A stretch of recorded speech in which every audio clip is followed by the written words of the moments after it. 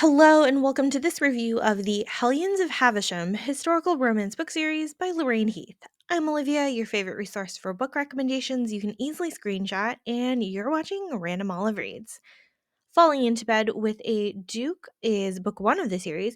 We have a tragic prologue for a group of young boys orphaned by a train accident and sent to live with a mad Marquess. As the boys grow up, they're known as the Hellions, giving the name to the series.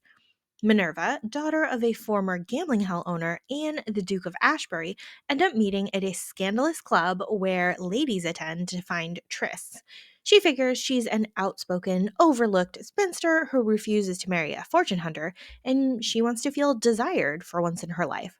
There, she encounters Ash, who does actually want her without knowing who she is. When they encounter each other in society, Ash starts suspecting Minerva of being the masked woman he met at the club and is completely intrigued by her.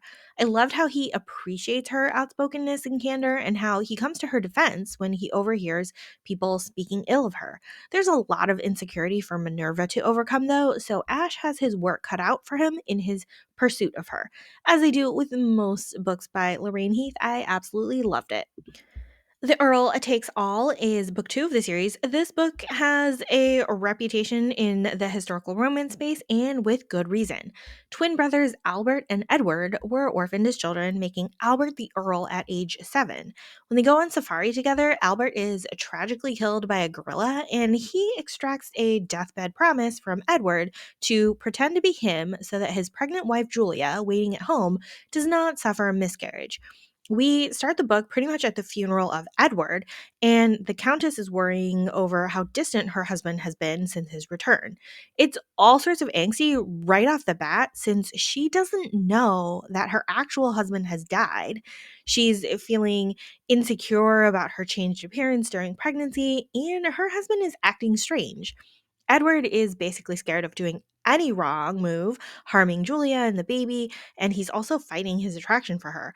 There's a huge mass of confusing emotions throughout the entire book, and it is such a great read. This one is required reading for all historical romance fans.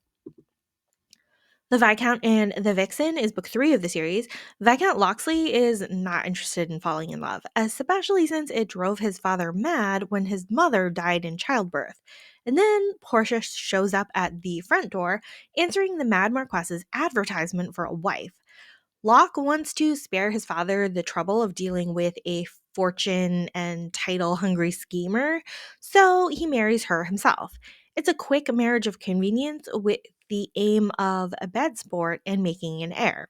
However, Locke soon realizes that Portia is not exactly what she seems, and he becomes highly possessive and intrigued by her.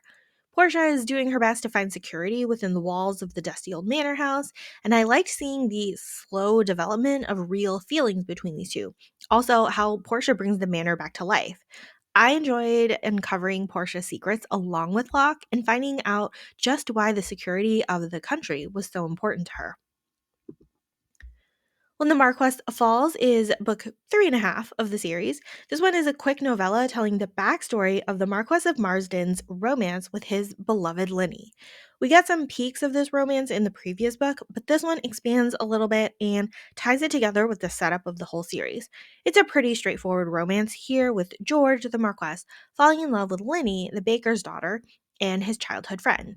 He's got to overcome his mother's disapproval, but it's easy enough to do with how much he loves Linny. Heads up here that the plot does include the childbirth of Locke that leads to Linny's death. Plus, we get a retelling of the prologue of the first book where the orphaned boys come to the manor, but this time from Marsden's point of view.